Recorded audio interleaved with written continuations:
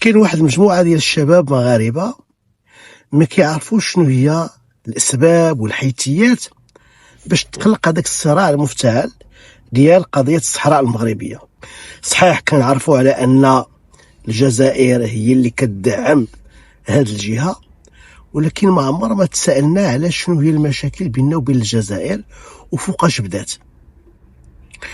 إذا الجزائر بعد ما خدات الاستقلال ديالها سنة 1962 كان واحد المشكل ديال الحدود ما بين المملكة المغربية والجزائر، وكانت واحد المدن اللي هي تابعة للمغرب.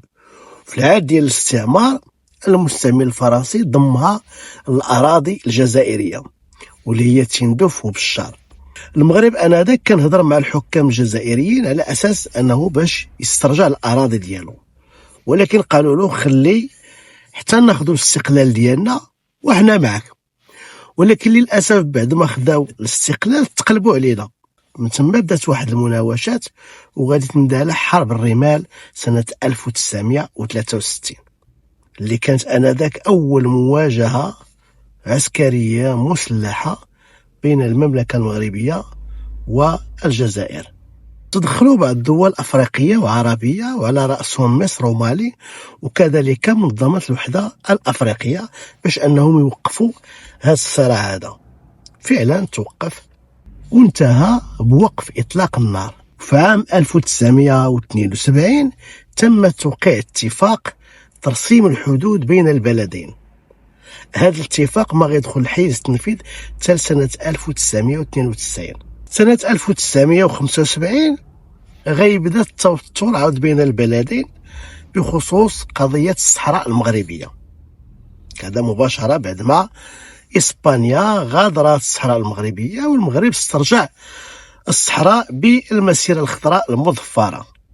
الجزائر دعمت البوليزاريو ماديا وعسكريا وسياسيا ودبلوماسيا.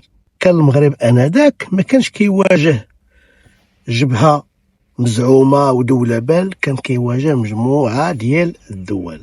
وفي سنه 1976 الجزائر غادي تزيد من الاستفزازات ديالها وغتدخل الاراضي المغربيه وبالضبط منطقه امكالا. القوات المسلحة الملكية ردات في الحين سنة 1994 مدينة مراكش غادي تشهد واحد الحدث إرهابي كبير، ومن بين المتورطين في هذه العملية الإرهابية كانوا جزائريين. فالحسن الثاني الله يرحمه آنذاك خدا قرار بفرض تأشيرة الدخول إلى المغرب على الجزائريين.